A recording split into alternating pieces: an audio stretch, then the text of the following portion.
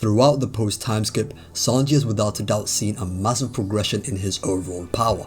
He went from getting memed by Virgo and Doflamingo to becoming a genuine powerhouse on the seas, and nothing else displays this better than his showings during the Onigashima raid. I'll be going through the entire Wano arc and breaking down Sanji's strength in each major section in order to lay out just how strong Sanji has become. Before we delve into it though, if you're new to the channel or you just haven't subbed yet, be sure to smash the like button and subscribe to the channel. As always, your support is much appreciated. In Act 1 of Wano, Sanji's strength isn't shown to be any different during the Whole Cake Island arc until he wore the raid suit against page 1 in the beginning of Act 2, so we'll be starting from the prior arc. In Whole Cake Island, Sanji didn't have any full fights, but he did have a couple of clashes with prominent Big Mom officers that's worth mentioning. The first was during the wedding against Daifuku when he blocked his attack to save Puddin, however he was shortly overpowered. They continued their back and forth mainly off panel, but when Sanji saw his family about to be assassinated, he turned his attention away, which gave Daifuku the opening to hold him down. After Big Mom let off her Conqueror's Haki, her scream broke the hold that Daifuku had and Sanji was free to save his family. Later in the arc, Sanji saved Chiffon and Pound from Oven, which was definitely Sanji's best speed feat at the time. Even Oven didn't know who had kicked him, showing how Sanji's speed surpasses Oven's perception. Speaking of that kick, Sanji without Ifrit Jambe cracked Oven's neck, which is a testament to Sanji's strength, as Oven is noted in the Vivid card to have the toughest body of all of Big Mom's children.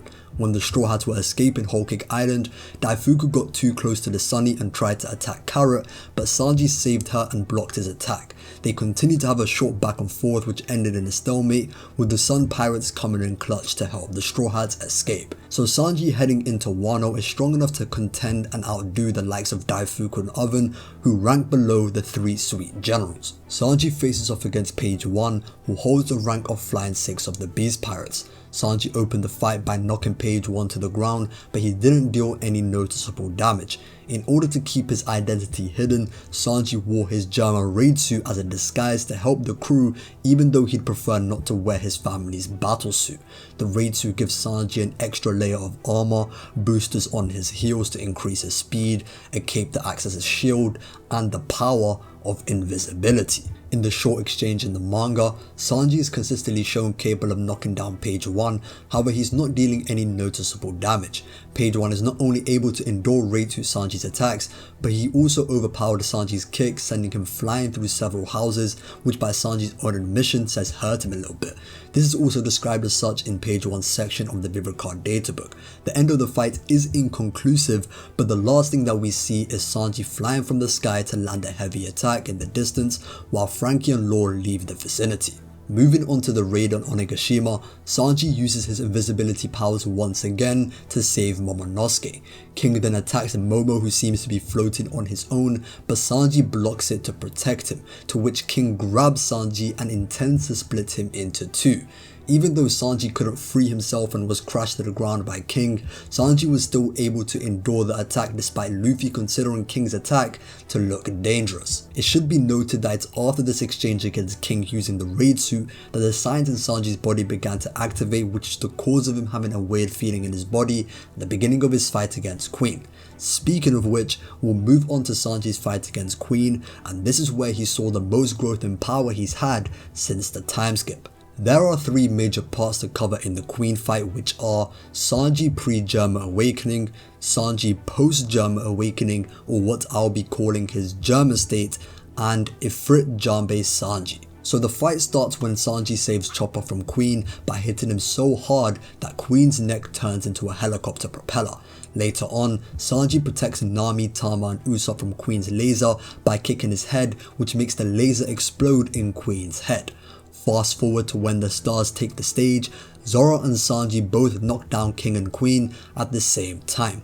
However, once they got back up, Queen tells them that they hardly felt a thing, which means that all these attacks Sanji has been doing have dealt shallow damage at best. Queen's durability and endurance is very easily the best of the Beast Pirates after Kaido and King.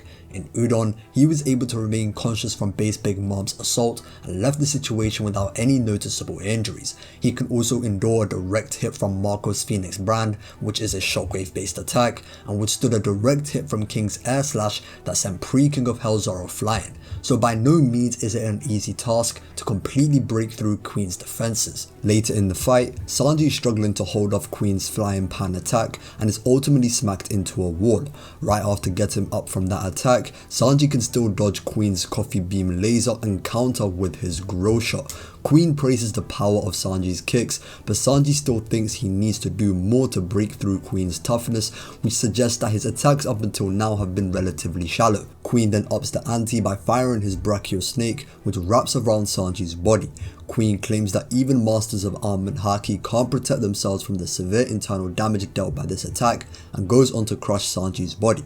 After Sanji was freed due to Queen's stupidity, he could still walk around despite all his bones being broken. While Sanji was smacking his body to put his bones back together, Queen tries to catch him off guard, but his sword snaps on Sanji's neck. It was at this moment that the Germa science in Sanji's body had finally awakened. Sanji in his Germa state is a different monster compared to what he was before.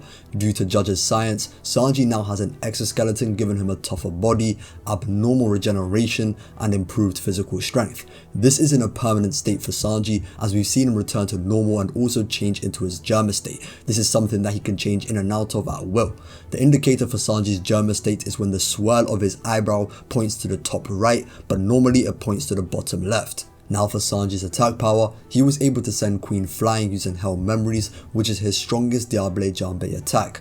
Unlike Sanji's previous attacks that couldn't fully break through Queen's toughness, Germa Awakened Sanji can now deal significant lasting damage. Sanji shows this again when he drops Queen to his knees using Flanchet Strike, and even tells him that since they've been fighting for a while, the damage that Sanji's been dealing had bound to add up by this point. As for Sanji's durability and endurance, he can now easily tank regular sword strikes and gunshots without the use of armament haki.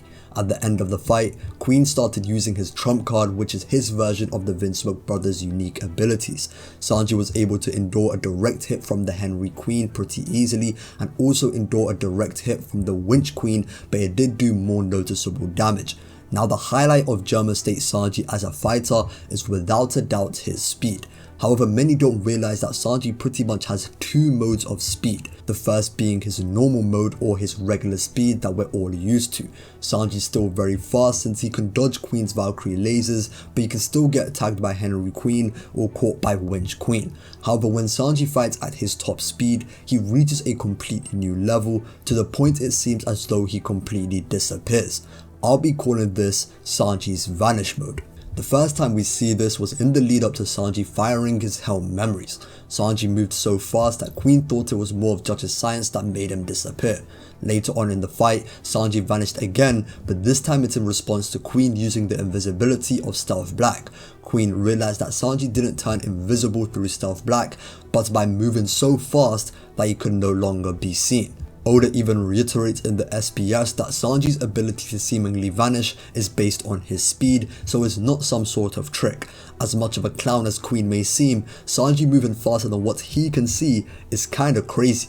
Even though Queen couldn't react to Marco's Crane Talon, he could still keep track of him. That's the same Marco who is so fast that he can not only perceive Kizaru's movements, but can also intercept his Yasakani no Magatama in order to protect Whitebeard. Now that's not to say that Sanji is as fast or faster than Kizaru, or that because he can blitz Queen's perception that he can do that to a legitimate top tier in the series, but the fact that Sanji can reach faster speeds than Kizaru's low tier attacks is extremely impressive. However, for Sanji to reach these speeds, there's a huge cost to his stamina that he takes as a result.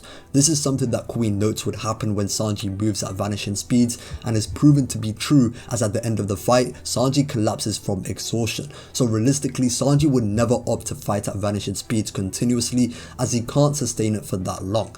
It makes more sense for Sanji to use his vanishing speeds in short bursts throughout a fight, or for his finishes. Now the strongest version of Sanji as of this recording is Ifrit Jambe Sanji. Ifrit Jambe is essentially the same thing as Diable Jambe, but on a higher level.